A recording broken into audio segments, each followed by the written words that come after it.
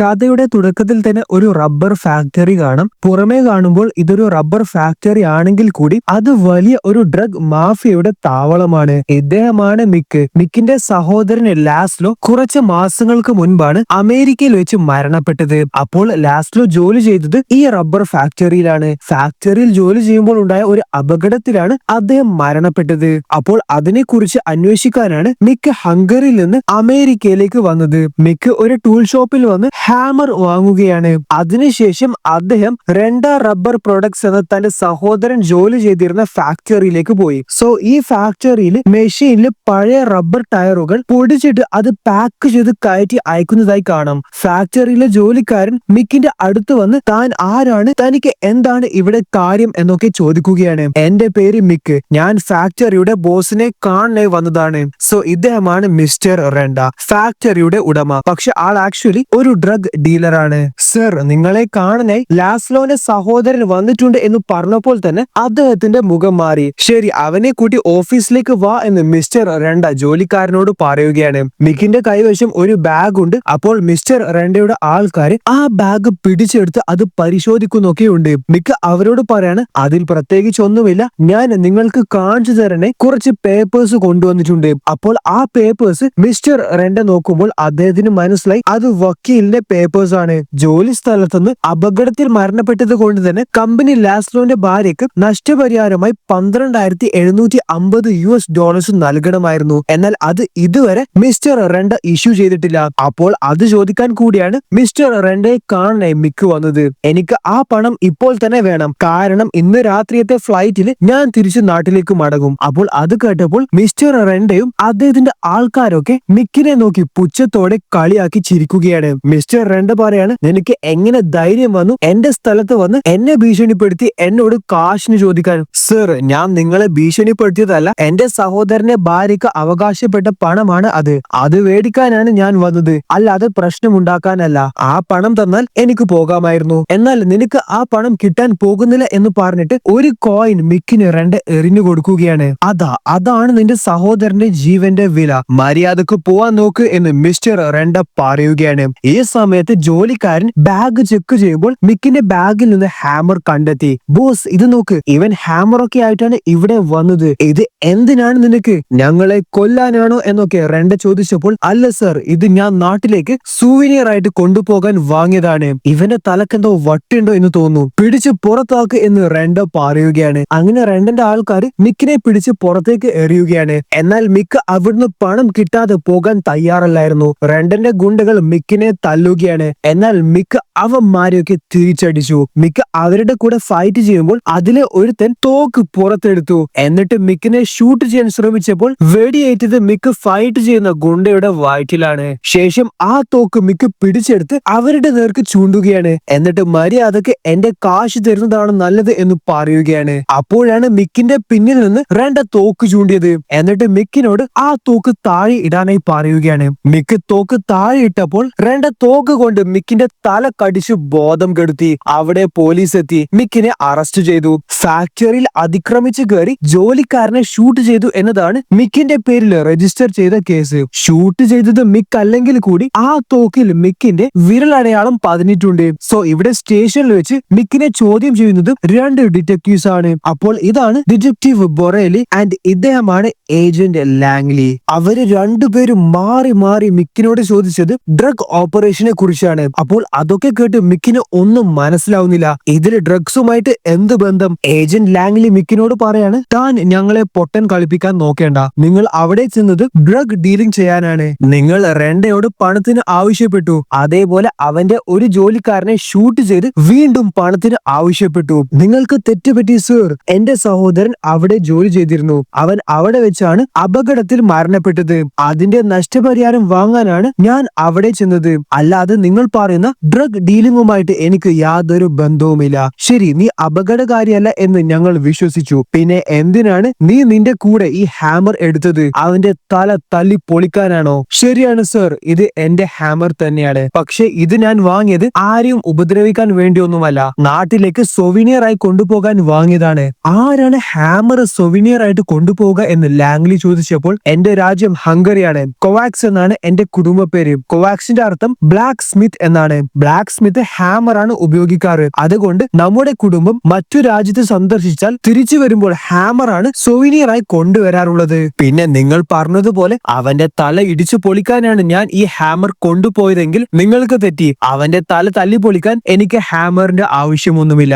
എന്റെ കൈ തന്നെ ധാരാളം. ഏജന്റ് ലാംഗ്ലിയും ഡിറ്റക്റ്റീവ് ബൊറെല്ലിയും മിക്കിനെ കുറിച്ച് കൂടുതൽ പരിശോധിച്ചു. അവന്റെ മുഴുവൻ ഹിസ്റ്ററിയും എടുത്തു. അപ്പോൾ അദ്ദേഹത്തിന് മനസ്സിലായി മിക്ക് ഒരു സാധാരണക്കാരനല്ല, അദ്ദേഹം റിട്ടയർ ആയ ഒരു ഹംഗറി പട്ടാളക്കാരനാണ്. അതുകൊണ്ട് തന്നെയാണ് മിസ്റ്റർ റെൻഡയുടെ ഹൈലി ട്രെയിൻഡ് ആയിട്ടുള്ള ഗുണ്ടകളെ വളരെ നിസ്സാരമായി മിക്കിന് പരാജയപ്പെടുത്താൻ സാധിച്ചത്. അതിനുശേഷം കേസിന്റെ സീരിയസ്നെസ്സിനെ കുറിച്ച് ഡിറ്റക്റ്റീവ് ബൊറെല്ലി മിക്കിനോട് പറയുകയാണ്, നിങ്ങളുടെ മേൽ ചുമത്തപ്പെട്ട കുറ്റത്തിൽ മിനിമം 5 തൊട്ട് 10 വർഷമെങ്കിലും ജയിൽ ശിക്ഷ ലഭിക്കും. മണിക്കൂറുകളോളം അവര് മിക്കിനെ ചോദ്യം ചെയ്തപ്പോൾ അവർക്ക് മനസ്സിലായി മിക്ക നിരപരാധിയാണ് എന്ന്. എന്നാൽ അവര് മിക്കിനോട് ഒരു കാര്യം ആവശ്യപ്പെടുകയാണ്, നീ ചെല്ലുന്നത് പ്ലസന്റ് ഹിൽ ഡെത്ത് ബ്ലോക്ക് 13 എന്ന ജയിലിലേക്കാണ്. അത് വളരെ ഡേഞ്ചറസ് ആയിട്ടുള്ള ജയിലാണ്. ഇനി ആ ജയിലിൽ പല അഴിമതികൾ നടക്കുന്നുണ്ട്. അത് ഇതുവരെ പുറം ലോകം അറിഞ്ഞിട്ടില്ല. അതിന് കാരണം അതിന്റെ അകത്ത് നമ്മുടെ ആൾക്കാർ ഇല്ലാത്തത് കൊണ്ടാണ്. നിന്റെ ഹിസ്റ്ററി നോക്കിയപ്പോൾ നീ ഒരു ഹൈലി സ്കിൽഡ് പട്ടാളക്കാരനായിരുന്നു. നിനക്ക് ഈ ജോലി ചെയ്യാൻ സാധിക്കും. അതായത് ഇവിടെ ലാംഗ്ലി മിക്കിനോട് ആവശ്യപ്പെട്ടത് ജയിലിൽ നടക്കുന്ന ഡ്രഗ് ഡീലിംഗുമായി ബന്ധപ്പെട്ട് പല അഴിമതികൾ കണ്ടെത്താൻ വേണ്ടിയാണ്. അങ്ങനെ നീ ഞങ്ങളെ സഹായിച്ചാൽ നിന്റെ ജയിൽ ശിക്ഷാ കാലയളവ് കുറക്കാനായി നിന്നെ ഞങ്ങൾ സഹായിക്കാം. അതേപോലെ തക്കതായ പ്രതിഫലവും ഞങ്ങൾ നിനക്ക് നൽകുന്നതായിരിക്കും. എന്നാൽ എനിക്ക് ആരുടെയും ഔദാര്യം വേണ്ട എന്നായിരുന്നു മിക്കിന്റെ മറുപടി. അതായത് അവരുടെ ഓഫർ ഏറ്റെടുക്കാൻ മിക്ക് തയ്യാറല്ല. അങ്ങനെ ദേഷ്യം പിടിച്ച് ഏജന്റ് ലാംഗ്ലി അവിടുന്ന് ഇറങ്ങിപ്പോയപ്പോൾ പിന്നാലെ ഡിറ്റക്റ്റീവ് ബൊറെല്ലി ചെന്നിട്ട് താങ്കൾ പേടിക്കേണ്ട, മിക്കിനോട് കാര്യങ്ങൾ പറഞ്ഞ് ഞാൻ സമ്മതിപ്പിച്ചോളാം എന്ന് പറയുകയാണ്. ഇവിടെ മിക്കിനെ ജയിലിലേക്ക് കൊണ്ടുപോകുന്നതായി കാണാം. പിന്നെ മിക്ക് മനസ്സിലാക്കിയ മറ്റൊരു കാര്യം കൂടിയുണ്ട്. അതായത് തന്റെ സഹോദരന്റെ മരണം അപകട മരണമല്ല, കൊലപാതകമാണ് എന്ന്. എന്നാൽ ആരാണ് കൊലയാളി എന്ന് മാത്രം മിക്കിന് അറിയാം. ഈ കാണുന്നതാണ് പ്ലസന്റ് ഹിൽ ഡെത്ത് ബ്ലോക്ക് 13 എന്ന വളരെ ഡേഞ്ചറസ് ആയിട്ടുള്ള ജയില്. അവിടെയാണ് മിക്കിനെ കൊണ്ടുവന്നിട്ടുള്ളത്. ജാക്ക് എന്ന ഈ സ്ത്രീയാണ് ആ ജയിലിലെ വാർഡൻ. അവിടുത്തെ കാര്യങ്ങൾ എല്ലാം പുള്ളിക്കാരുടെ കൺട്രോളിലാണ്. ഇദ്ദേഹമാണ് assistant warden mister bright. So ഇവിടെ മിക്കിനെ ജയിലിലേക്ക് കൊണ്ടുവരുമ്പോൾ പുതിയ ജയിൽ പുള്ളിയായ മിക്കിനെ എല്ലാവരും കളിയാക്കിക്കൊണ്ടും പുച്ഛിച്ചുകൊണ്ടൊക്കെയാണ് ജയിലിലേക്ക് സ്വാഗതം ചെയ്യുന്നത്. മിക്ക് തന്റെ സെല്ലിലേക്ക് കയറുമ്പോൾ തൊട്ടപ്പുറമുള്ള സെല്ലിൽ കിടക്കുന്ന ജയിൽ പുള്ളിയായ ടെക്സ് എന്ന ഇദ്ദേഹം മിക്കിനോട് പറയാണ്, ഇന്ന് നിന്റെ ഫസ്റ്റ് ദിവസമാണ്, എന്ത് സംഭവിച്ചാലും പ്രതികരിക്കരുത്. അപ്പോൾ അത് കേട്ടപ്പോൾ മിക്കിന് കാര്യമൊന്നും പിടികിട്ടിയിട്ടില്ല. സോ ഇനി ആ ജയിലിലെ പുതിയ ജയിൽ പുള്ളിയുടെ ആദ്യത്തെ രാത്രിയുടെ എക്സ്പീരിയൻസ് എങ്ങനെയാണ് എന്ന് നിങ്ങൾക്ക് അറിയണ്ടേ. അപ്പോൾ ഇവിടെ രാത്രി കുറച്ച് ജയിലേഴ്സ് മിക്കിന്റെ സെല്ലിലേക്ക് പോകുന്നതായി കാണാം. അങ്ങനെ അവര് മിക്കിന്റെ സെല്ല് ഓപ്പൺ ചെയ്ത് മിക്കിനെ ഉറക്കത്തുനിന്ന് എഴുന്നേൽപ്പിച്ചിട്ട് പുറത്തേക്ക് വരാനായി പറയുകയാണ്. മിക്കിന് എന്താണ് ഇവിടെ നടക്കുന്നത് എന്നൊന്നും മനസ്സിലാവുന്നില്ല. അദ്ദേഹം സെല്ലിന്റെ പുറത്തിറങ്ങിയപ്പോൾ 3 ജയിലേഴ്സ് അദ്ദേഹത്തെ വളരെ ക്രൂരമായി മർദ്ദിക്കാനായി തുടങ്ങി. മർദ്ദിക്കുക മാത്രമല്ല, ഷോക്ക് ബാറ്റൺ ഉപയോഗിച്ച് മിക്കിനെ ഷോക്ക് അടിപ്പിക്കുന്നുമുണ്ട്. പക്ഷെ മിക്കിനെ നമ്മൾക്ക് അറിയാം, ഒന്നും വെറുതെ കൊണ്ട് നിൽക്കില്ല, തിരിച്ച് പ്രതികരിക്കുന്ന ആളാണ്. അങ്ങനെ മിക്ക് അവരെ തിരിച്ചു തല്ലാനായി ശ്രമിച്ചപ്പോൾ അവര് 3 പേരും ഒന്നിച്ച് മിക്കിനെ ഷോക്ക് അടിപ്പിച്ച് വീഴ്ത്തുകയാണ്. അങ്ങനെ അബോധാവസ്ഥയിലായ മിക്കിനെ തൂക്കിയെടുത്ത് അപകടകാരികളായിട്ടുള്ള കുറ്റവാളികളെ അടക്കുന്ന സോളിറ്ററി സെല്ലിൽ അടച്ചു പൂട്ടുകയാണ്. അപ്പോൾ ഇതാണ് മിക്കിന്റെ ജയിലിലെ ആദ്യത്തെ ദിവസത്തെ എക്സ്പീരിയൻസ്. അടുത്ത ദിവസം രാവിലെ തന്നെ മിക്കിനെ സോളിറ്ററി സെല്ലിൽ കാണാനായി അഥവാ പരിചയപ്പെടാനായി ജയിൽ വാർഡൻ മിസ് ജാക്ക് വന്നു. പുള്ളിക്കാരി മിക്കിന് കോഫിയൊക്കെ കൊടുത്ത് സൽക്കരിക്കുന്നതായി കാണാം. അതിനുശേഷം സ്വയം പരിചയപ്പെടുത്തിയിട്ട് പറയാണ്, ഇത് എന്റെ സ്ഥലമാണ്, ഇവിടെ എന്ത് നടക്കണമെന്ന് ഞാനാണ് തീരുമാനിക്കുന്നത്. റൂൾസ് അനുസരിക്കാൻ കഴിയില്ലെങ്കിൽ അതിന്റെ തക്കതായ ശിക്ഷ അനുഭവിക്കേണ്ടി വരും. Welcome to pleasant hill death block 13. അതും പറഞ്ഞ് പുള്ളിക്കാരി ചെന്നു. പുള്ളിക്കാരി അവിടുന്ന് പോയതിനു ശേഷം പുള്ളിക്കാരി മിക്കിന് നൽകിയ കോഫി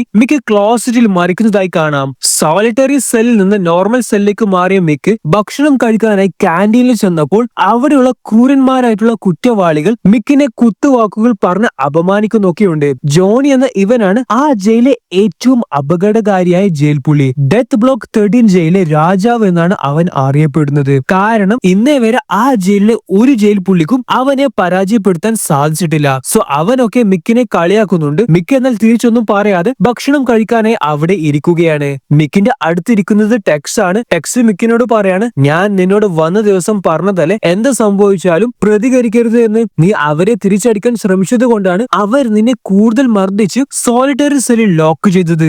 ഈ ജയിലിലെ എല്ലാ ജയിൽ പുള്ളികളുടെയും ഫസ്റ്റ് ഡേ ഇങ്ങനെയാണ്. ഈ താടിക്കാരന്റെ പേരാണ് ഗ്രീൻ ഹോൺ. കാണാൻ ഒരു ടെറർ ലുക്ക് ഉണ്ടെങ്കിലും ആളൊരു പേടി തൊണ്ടനാണ്. ഇവിടെ ജോണി മാത്രം സ്പെഷ്യൽ ഭക്ഷണം കഴിക്കുന്നത് മിക്ക് കണ്ടു. ഒരുപാട് തരം ഭക്ഷണ വിഭവങ്ങളാണ് ജോണി ഒറ്റക്ക് കഴിക്കുന്നത്. അവന് മാത്രം എന്താണ് സ്പെഷ്യൽ എന്ന് മിക്ക് അവരോട് ചോദിച്ചപ്പോൾ അവൻ വാർഡന്റെ ആളാണ്, പുള്ളിക്കാരിയുമായി അവന് എന്തോ ടൈപ്പ് ഉണ്ട്, അതുകൊണ്ട് വാർഡൻ അവന് വേണ്ടി മാത്രം സ്പെഷ്യൽ ഭക്ഷണങ്ങൾ എത്തിച്ചു കൊടുക്കും. ഈ അപ്പൂപ്പനെ എല്ലാവരും വിസാർഡ് എന്നാണ് വിളിക്കാറ്. കാരണം അപ്പൂപ്പന് തലക്ക് ചെറിയ പ്രശ്നമുണ്ട്. വിസാർഡ് അപ്പൂപ്പന് താൻ മറ്റൊരു ഗ്രഹത്തിൽ നിന്ന് വന്നതാണ് എന്നാണ് വിശ്വസിക്കുന്നത്. അതേപോലെ തനിക്ക് സൂപ്പർ പവേഴ്സ് ഉണ്ട് എന്നൊക്കെ ആള് പറഞ്ഞു നടക്കും. ജയിൽ പുള്ളികൾ എന്താണ് ചെയ്യുന്നത്, അവർ എവിടെയാണുള്ളത് എന്നൊക്കെ 24 മണിക്കൂറും വാർഡനെ CCTVയിലെ കൂടി നിരീക്ഷിക്കാറുണ്ട്. സോ ഇവിടെ ജയിൽ പുള്ളികൾ പുറത്തെ ജോലിക്കായി വന്നിട്ടാണുള്ളത്. ഓരോരുത്തർക്കും ഓരോ ജോലിയാണ് ജയിലേഴ്സ് നൽകിയിട്ടുള്ളത്. സോ വിസാർഡ് അപ്പൂപ്പന്റെ കൂടെയാണ് മിക്ക് ജോലി ചെയ്യുന്നത്. വിസാർഡ് അപ്പൂപ്പൻ പല കെട്ടുകഥകൾ മിക്കിനോട് പറയുകയാണ്. മിക്ക് അതൊക്കെ കേട്ട് ചിരിച്ചപ്പോൾ വിസാർഡ് മറ്റൊരു കാര്യം കൂടി മിക്കിനോട് പറഞ്ഞു. അതായത് അവിടെ കാണുന്ന ആ ബിൽഡിംഗ് ആണ് D ബ്ലോക്ക്. അത് പണ്ടൊരു അസൈലമായിരുന്നു. അവിടെ ഒരു ടണലുണ്ട്. ഒന്ന് മനസ്സ് വെച്ചാൽ അതുവഴി ജയിൽ ചാടാൻ സാധിക്കും. പക്ഷേ കെട്ടുകഥകൾ പറയുന്ന വിസാർഡ് അപ്പൂപ്പൻ ഇത് പറഞ്ഞെങ്കിലും മിക്ക് അത് വിശ്വസിച്ചിട്ടൊന്നുമില്ല. സോ ഇവിടെ ജോലി ചെയ്യുമ്പോൾ ജയിൽ പുള്ളികൾക്ക് 15 മിനിറ്റ് റെസ്റ്റ് എടുക്കാനായി സമയം കൊടുത്തു. ആ സമയത്ത് ജയിലെ രാജാവ് എന്നറിയപ്പെടുന്ന ജോണി ജയിലിൽ പുതുതായി വന്ന ചാനി എന്ന ഗാങ്സ്റ്ററിനെ വെല്ലുവിളിക്കുകയാണ്. അങ്ങനെ അവര് രണ്ടുപേരും ഫൈറ്റ് ചെയ്യാനായി പോവുകയാണ്. അപ്പോൾ ടെക്സിനോട് മിക്ക് എന്താണ് ഇവിടെ സംഭവിക്കുന്നത് എന്ന് ചോദിച്ചപ്പോൾ ടെക്സ് പറയാണ്, ഈ ഫൈറ്റിൽ ജോണി വിജയിച്ചാൽ ജോണി രാജാവ് എന്ന് തന്നെ അറിയപ്പെടും. അല്ല ചാനാണ് വിജയിക്കുന്നതെങ്കിൽ ഇനി മുതൽ ജയിലെ രാജാവ് എന്നറിയപ്പെടുന്നത് ചാനി ആയിരിക്കും. അപ്പോൾ മിക്ക് ചോദിക്കാണ്, ഇവര് ഫൈറ്റ് ചെയ്യുമ്പോൾ ജയിലേഴ്സ് അവരെ തടയൊന്നുമില്ലേ? അപ്പോൾ ടെക്സ് മിക്കിന് ജയിലേഴ്സിനെ കാണിച്ചു കൊടുക്കുകയാണ്. ജയിലേഴ്സ് ഫൈറ്റ് കണ്ട് ജയിൽ പുള്ളികളുടെ കൂടെ ബെറ്റ് വെക്കുകയാണ്. അവർക്ക് ഇതൊക്കെയാണ് എന്റർടൈൻമെന്റ്. വാർഡൻ ജാക്കും അസിസ്റ്റന്റ് വാർഡനും ഈ ഫൈറ്റ് മുകളിൽ നിന്ന് കണ്ട് ആസ്വദിക്കുന്നതായിട്ടും മിക്ക് കണ്ടു.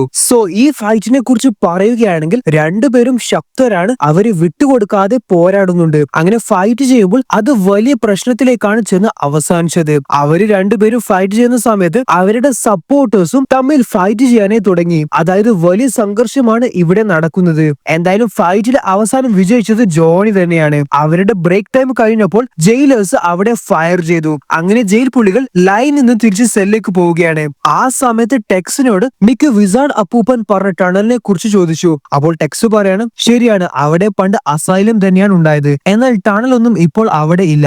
ജയിൽ നിർമ്മിക്കുമ്പോൾ ആ ടണലൊക്കെ അടച്ചുപൂട്ടി. നീ ഇതൊക്കെ അറിഞ്ഞിട്ട് എന്തിനാണ് വന്നിട്ട്? ആകെ അത്രയല്ലേ ആയിട്ടുള്ളൂ. അപ്പോഴേക്കും ജയിൽ ചാടുന്നതിനെ കുറിച്ചൊക്കെ ആലോചിക്കാൻ തുടങ്ങിയോ? ഇവിടെ ജയിലിലേക്ക് രാത്രി മിസ്റ്റർ റെൻഡയുടെ റബ്ബർ ഫാക്ടറിയിലെ ട്രക്ക് വന്നതായി കാണാം. അടുത്ത ദിവസം ജയിൽ പുള്ളികളാണ് ആ ട്രക്കിലെ ചരക്കുകൾ ട്രക്കിൽ നിന്ന് അൺലോഡ് ചെയ്യുന്നത്. സോ ഇവിടെ ഗ്രീൻ ഹോണും മിക്കും ഒന്നിച്ചാണ് വർക്ക് ചെയ്യുന്നത്. ഗ്രീൻ ഹോണും മിക്കിനോട് പറയാണ്, എനിക്ക് ഫൈറ്റ് ചെയ്യാൻ തീരെ അറിയത്തില്ല. താങ്കൾക്ക് നന്നായി ഫൈറ്റ് ചെയ്യാൻ അറിയാമെന്ന് എനിക്കറിയാം. എന്നെ കൂടി ഫൈറ്റിംഗ് പഠിപ്പിക്കാമോ? അപ്പോൾ ഗ്രീൻ ഹോണിനോട് ഉറപ്പായും ഞാൻ നിന്നെ ഫൈറ്റിംഗ് പഠിപ്പിക്കുമെന്ന് മിക്ക് പറയുന്നുമുണ്ട്. അപ്പോൾ അത് കേട്ടപ്പോൾ ഗ്രീൻ ഹോണിന് സന്തോഷമായി. ഇവിടെ ഗ്രീൻ ഹോൺ ട്രക്കിൽ നിന്ന് സാധനം ഇറക്കുമ്പോൾ അത് താഴെ വീണ് പൊട്ടുകയാണ്. അത് പൊട്ടിയ സമയത്ത് അതിലെ പാക്കറ്റ്സ് മിക്ക് ശ്രദ്ധിച്ചു.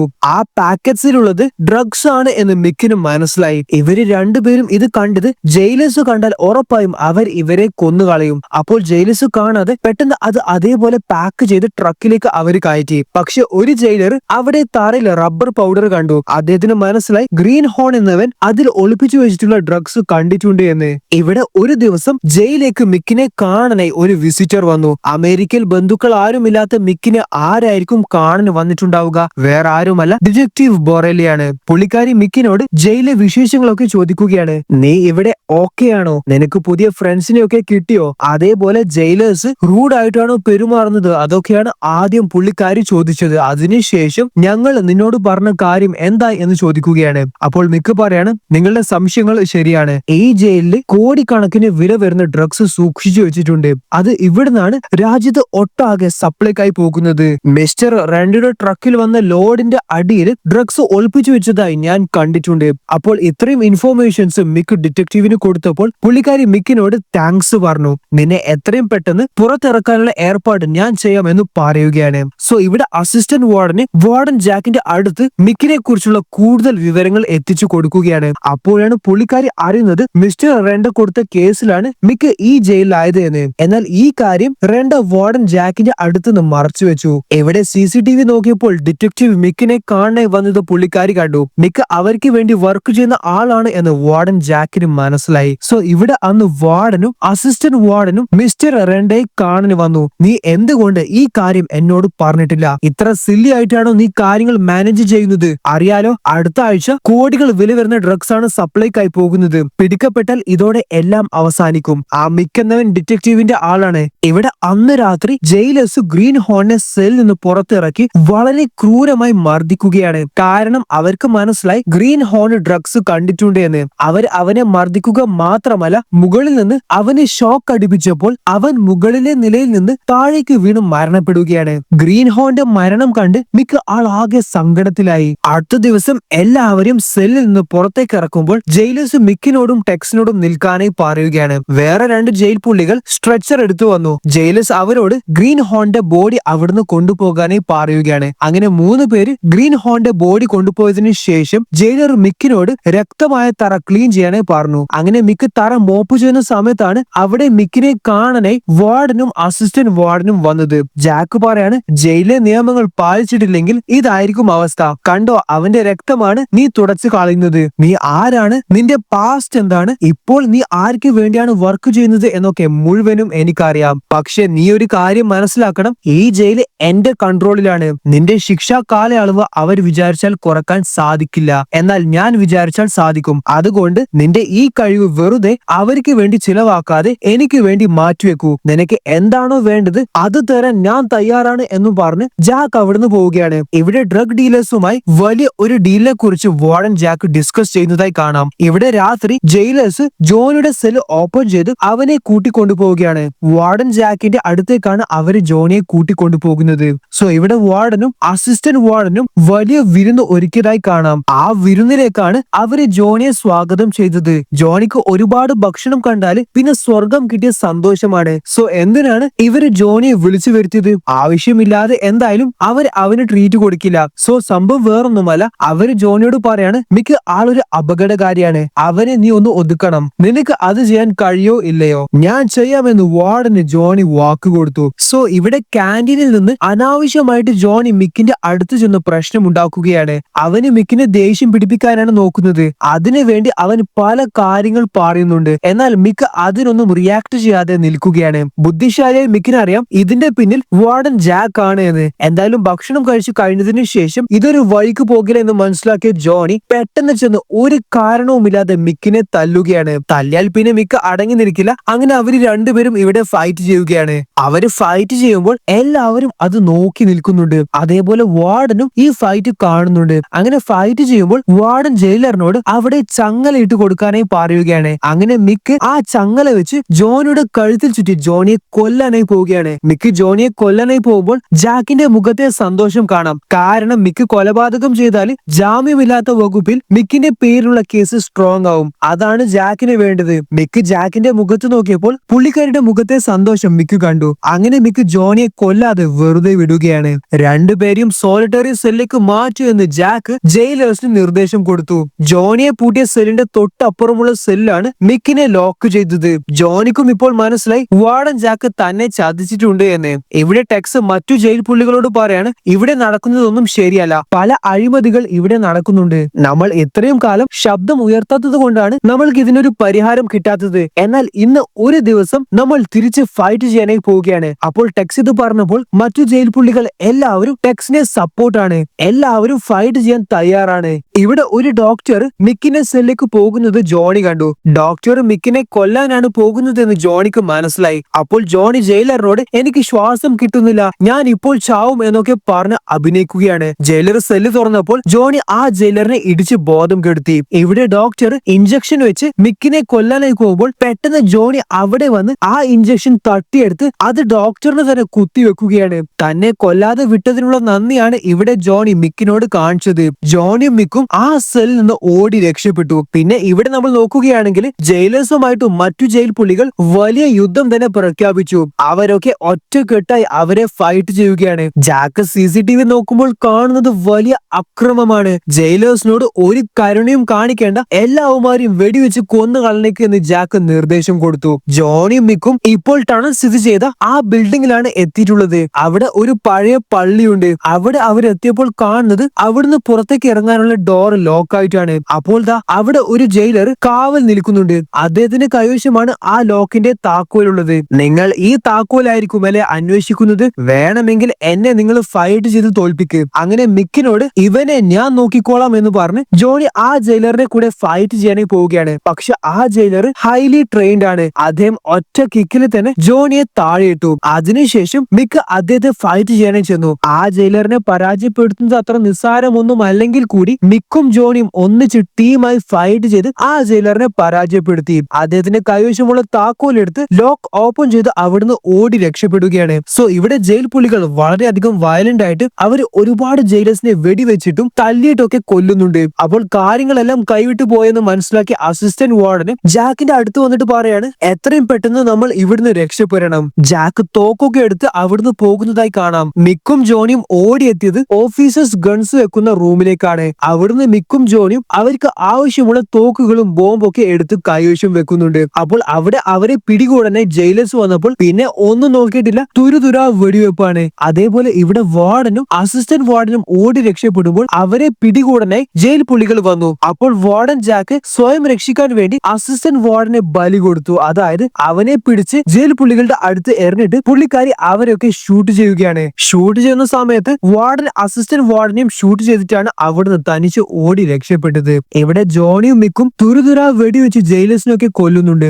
ശേഷം അവര് ടണൽ സ്ഥിതി ചെയ്യുന്ന ബിൽഡിംഗിൽ നിന്ന് എവിടെയാണ് ടണൽ ഉള്ളത് എന്ന് കണ്ടുപിടിക്കാനായി ശ്രമിക്കുകയാണ്. അങ്ങനെ ജോണി ടണൽ എവിടെയാണ് സ്ഥിതി ചെയ്യുന്നത് എന്ന് കണ്ടെത്തി. ഈ അടച്ചുമൂടിയ ആ സ്ഥലത്താണ് വിസാർഡ് പറഞ്ഞ ആ ടണൽ ഉള്ളത്. അങ്ങനെ അത് കണ്ടെത്തി അത് മിക്കിനോട് പറയാനായി ജോണി പോകുമ്പോഴേക്കും അവിടെ വാർഡൻ ജാക്ക് വന്ന് ജോണിയുടെ കയ്യിലും കാലും ഷൂട്ട് ചെയ്തു. ജോണിയുടെ ജാക്ക് പറയാണ്, നിനക്ക് എങ്ങനെ ധൈര്യം വന്നു എന്നെ ചതിക്കാൻ? അപ്പോൾ ജോണി തിരിച്ചു ചോദിക്കാണ്, ഞാനാണോ ചതിച്ചത്? താങ്കളല്ലേ എന്നെ ചതിച്ചത്? എന്നെ കൊല്ലാനായി നിങ്ങൾ ഇട്ടുകൊടുത്തില്ലേ? ഞാൻ ഇന്ന് ജീവനോടെ ഇരിക്കുന്നത് മിക്ക് എന്നോട് കാണിച്ച കരുണ കൊണ്ട് മാത്രമാണ്. അങ്ങനെയാണെങ്കിൽ നിന്റെ മരണം എന്റെ കൈ കൊണ്ടാണ് എന്ന് പറഞ്ഞ് ജാക്ക് ജോണിയുടെ തലക്ക് വെടിവെച്ച് കൊല്ലാനായി പോവുകയാണ്. എന്നാൽ അപ്പോഴേക്കും മിക്ക് അവിടെ വന്ന് ജാക്കിനെ ഷൂട്ട് ചെയ്ത് കൊല്ലുകയാണ്. ജാക്കിനെ ഷൂട്ട് ചെയ്തപ്പോൾ അവിടെ പിന്നിലുള്ള ടണലും പൊട്ടിത്തെറിച്ച് ഓപ്പൺ ആവുകയാണ്. അങ്ങനെ മിക്ക് ജോണിയെ എഴുന്നേൽപ്പിച്ച് ആ ടണൽ വഴി പുറപ്പെട്ടു. ആൻഡ് ഫൈനലി അവര് ജയിലിന്റെ പുറത്തെത്തുകയാണ്. വർഷങ്ങൾക്ക് ശേഷമാണ് ജോണി പുറം ലോകം കാണുന്നത്. അതിന്റെ സന്തോഷത്തിലാണ് ആള്. അങ്ങനെ രണ്ടുപേരും കൈ കൊടുത്ത് അവർ അവരുടെ വഴിക്ക് പിരിയുകയാണ്. ഇവിടെ മിക്ക് തന്റെ സഹോദരനെ കല്ലറ സന്ദർശിക്കാനായി വന്നതാണ്. എന്നാൽ അവിടെ പോലീസ് എത്തുകയാണ്. പോലീസ് കാണാതെ മിക്ക് രക്ഷപ്പെടാൻ ശ്രമിച്ചെങ്കിലും പോലീസ് മിക്കിനെ തടയുകയാണ്. അവിടെ ഡിറ്റക്റ്റീവ് ബൊറേലിയും ഏജന്റ് ലാംഗ്ലിയും വന്നതായി കാണാം. അവര് രണ്ടുപേരും മിക്കിനെ അഭിനന്ദിക്കുകയാണ്. വർഷങ്ങളായി രാജ്യത്ത് ഡ്രഗ്സ് എത്തുന്ന ജയിലാണ് Pleasant hill death block 13 prison. ഇന്ന് നീ കാരണമാണ് അത് അടച്ചുപൂട്ടിയത്. Well done. അപ്പോൾ നിങ്ങൾ എന്നെ അറസ്റ്റ് ചെയ്യാൻ വന്നതല്ലേ? അല്ല, ഞങ്ങൾ നിനക്ക് തന്ന വാക്കു പാലിച്ചു. നീ ഞങ്ങളെ സഹായിച്ചു. അതുകൊണ്ട് നിന്റെ പേരിൽ രജിസ്റ്റർ ചെയ്ത എല്ലാ കേസുകളും പിൻവലിച്ചു. നീ ഇപ്പോൾ ഫ്രീ ആണ്. അതേപോലെ നിനക്ക് പ്രതിഫലമായിട്ട് $1,27,500 ഉണ്ട്. അതേപോലെ ഏജന്റ് ലാംഗ്ലി അമേരിക്കയിലെ ഗവൺമെന്റ് ഒഫീഷ്യൽ ആയിട്ട് മിക്കിന് ജോലി വാഗ്ദാനം ചെയ്തു. പക്ഷെ അത് ഏറ്റെടുക്കുന്നതിന് മുൻപ് എനിക്ക് നാട്ടിൽ എന്റെ കുടുംബത്തെ കാണാനായി പോകണമെന്ന് മിക്ക് പറയുകയാണ്. ഇവിടെ മിക്ക് മിസ്റ്റർ റെൻഡയുടെ റബ്ബർ ഫാക്ടറിയിൽ വന്നതായി കാണാം. തന്റെ സഹോദരനെ റെൻഡയാണ് കൊന്നതെന്ന് മിക്കിന് മനസ്സിലായി. ഫാക്ടറിയിൽ നടക്കുന്ന ഡ്രഗ് ഡീല് മിക്കിന്റെ സഹോദരൻ കണ്ടെത്തിയപ്പോൾ അത് പുറത്തറിയാതിരിക്കാൻ വേണ്ടിയാണ് റെൻഡ മിക്കിന്റെ സഹോദരനെ കൊന്നത്. അങ്ങനെ അതിനു പ്രതികാരം ചെയ്യാനാണ് മിക്ക് ഇവിടെ വന്നത്. റെൻഡയുടെ കൈകൾ കെട്ടിയിട്ട് ക്രഷർ മെഷീനിൽ റെൻഡയെ പിടിച്ചിടുകയാണ്. അങ്ങനെയാണ് മിക്ക് മിസ്റ്റർ റെൻഡയെ കൊന്നത്. ഇവിടെയാണ് എസ്കേപ്പ് ഫ്രം ഡെത്ത് ബ്ലോക്ക് 13 എന്ന സിനിമ അവസാനിക്കുന്നത്. ഒരു പാവപ്പെട്ട പയ്യൻ ധീരനായ യോദ്ധാവായ കഥ കേൾക്കാൻ ഈ വീഡിയോ ക്ലിക്ക് ചെയ്താൽ മതി.